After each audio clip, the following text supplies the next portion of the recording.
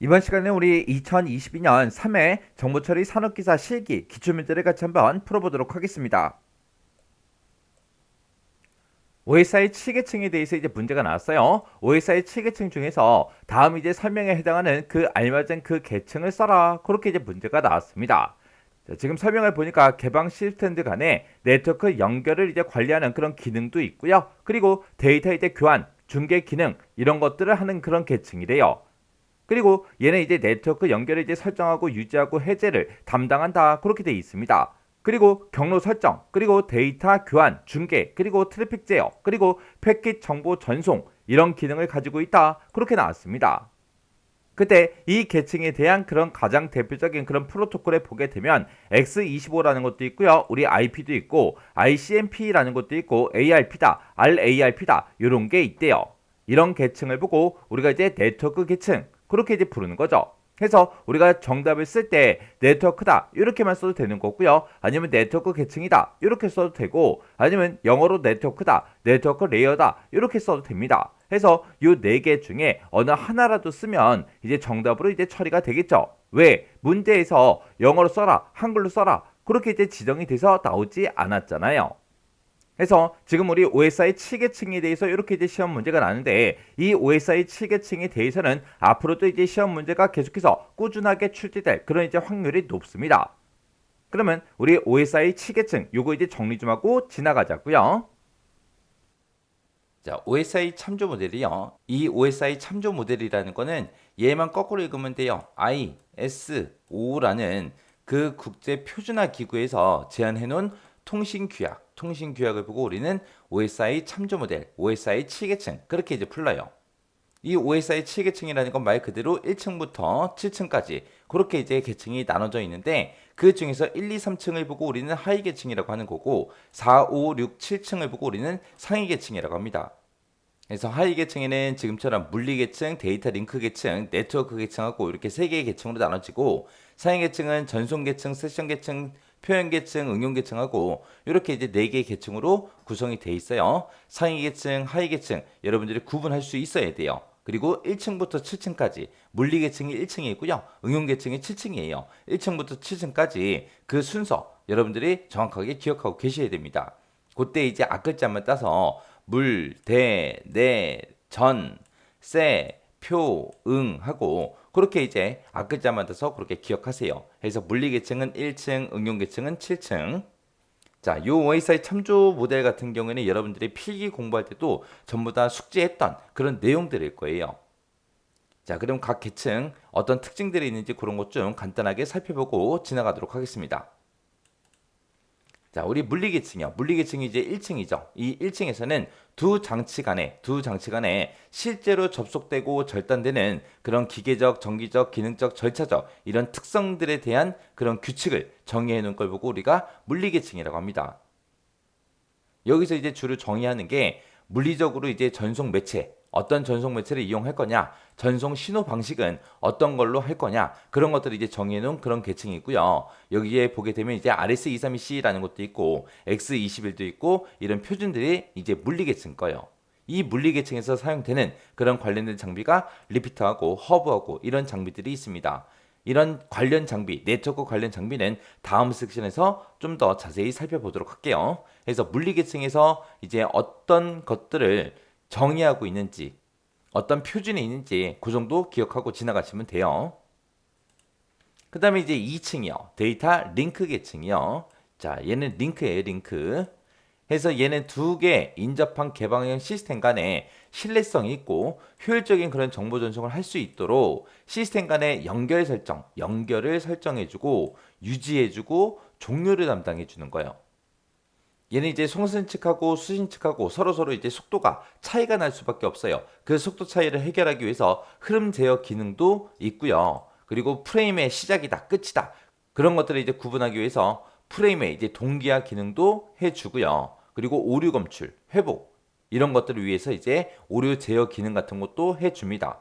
그리고 이제 프레임 같은 것들을 이제 순서대로 이제 전송을 하기 위해서 순서 제어 기능도 있어요.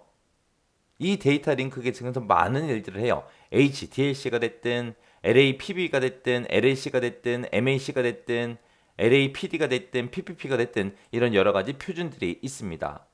이 데이터 링크 계층에서 관련된 장비가 우리 랜카드, 브릿지, 스위치 이런 것들이 있어요.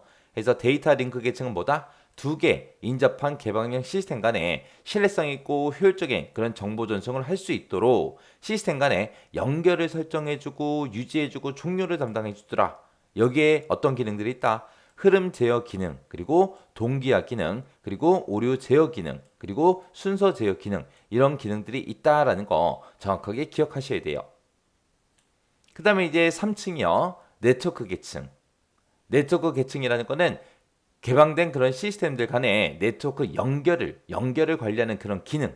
그리고 데이터의 이제 교환이 됐든 중계가 됐든 이런 기능을 수행하는 그 계층이 이제 네트워크 계층이요. 그래서 얘는 이제 네트워크 연결을 이제 설정하고 유지하고 해지하는 그런 기능을 해주는 계층입니다. 이 네트워크 계층이 내가 이제 상대방한테 뭔가 데이터를 보냈을 때 상대방한테 어떻게 찾아갈 건지 그런 경로 같은 것도 설정해 주고요. 실제 이제 데이터 교환이 됐든 중계가 됐든 아니면 트래픽 제어 아니면 패킷 정보 전송 이런 것들을 수행하는 그런 계층이 우리 네트워크 계층이요. 그래서 얘는 가장 크게 보게 되면 가장 큰 일을 하는 게 상대방과 나와 그 연결을 관리하는 그런 기능 그런 기능을 하는 게 우리 네트워크 계층이요. 여기에는 X25랑 IP 이런 표준들이 있습니다. 이 네트워크 계층과 관련된 장비가 우리 라우터요. 왜? 라우터가 경로 설정을 해야 되니까. 사람으로 따지면 내비게이션이에요. 해서 경로 설정을 해주는 게 우리 네트워크 계층입니다. 그 다음에 이제 전송 계층이요. 이 전송 계층은 말 그대로 전송해주는 계층이에요. 그래서 논리적 안정 그리고 균일한 데이터 전송 서비스를 제공함으로써 종단 시스템 간에 투명한 데이터를 전송할 수 있게 해주는 그런 계층이 우리 전송 계층이요. 그래서 얘는 종단 시스템 간에 전송 연결을 설정하거나 데이터 전송을 해주고 연결 해제 기능 이런 것들을 해주는 게 우리 전송 계층이요. 그래서 여기서 이제 주소 설정도 해주고요. 다중화도 해주고 이제 오류 제어도 해주고 흐름 제어도 수행하는 그런 계층입니다. 여기에 보게 되면 이제 TCP라는 게 있고 UDP라는 게 있고 이런 표준들이 있어요. 여기서 이제 TCP, UDP 하고 두 가지가 나오는데 이 TCP라는 거는 우리 사람들이 이제 서로 편지 주고 받잖아요. 편지로 따지게 되면 이 TCP가 등기로 우리가 편지를 보내는 거고 UDP는 그냥 일반 우편이요. 일반 우편. 일반 우편은 뭐 그렇게 중요한 내용이 아니기 때문에 뭐 그냥 잊어버리면 끝이에요. 근데 TCP 같은 경우는 이제 등기 우편이라고요. 얘는 꼭 상대방한테 꼭 전달이 되냐 안 되냐 그런 것까지 이제 확인할 수 있는 게 우리 TCP요.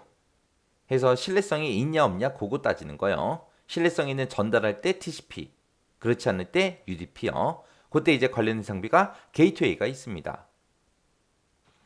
그 다음에 이제 세션 계층이요. 세션 계층이라는 거는 송수층 간의 관련성을 유지해주고요. 대화 제어를 담당하고 있는 그 계층이 세션 계층이요. 그래서 여기서 이제 대화를 구성하고 동기 제어도 해주고요. 그리고 데이터 교환 관리 기능을 수행해주는 계층이 우리 세션 계층입니다. 여기서 이제 동기점은 오류가 있는 그 데이터가 있을 때 그거를 이제 회복을 위해서 사용하는 걸 보고 우리가 동기점이라고 하는데 이 동기점에는 종류가 두 가지가 있습니다. 소동기점이라는 게 있고 대동기점이라는 게 있고 이렇게 두 가지가 있어요. 소동기점이라는 거는 상대방한테 데이터를 보내놓고 야, 너 잘 받았어? 못 받았어? 그런 거 안 물어봐요.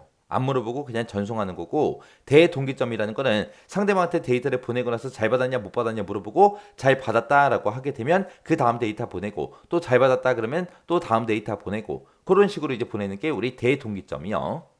그 다음에 이제 표현 계층이요. 표현 계층은 말 그대로 표현해주는 계층이에요. 서로 다른 데이터 표현 형태를 갖는 그런 시스템이 있을 때 그것들끼리 상호 접속을 위해서 필요한 계층이 우리 표현 계층입니다.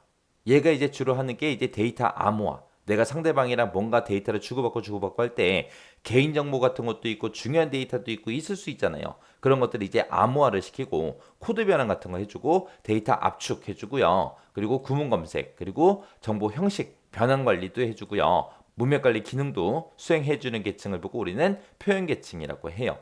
여기서 가장 중요한 말이 코드 변환, 데이터 암호화, 데이터 압축, 구문 검색, 정보 형식 변환, 문맥 관리 이런 말이요.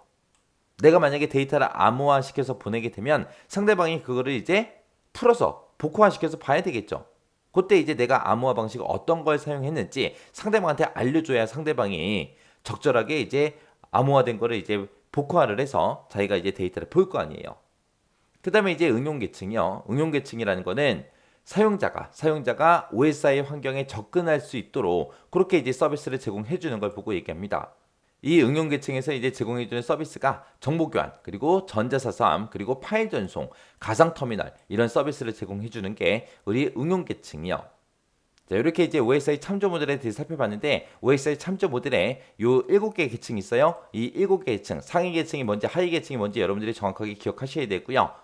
1층에서 어떤 역할을 하는지, 2층에서 어떤 역할을 하고 3층에서 어떤 역할을 하는지 각각 계층마다 어떤 역할을 하는지 정확하게 여러분들 알고 계셔야 돼요.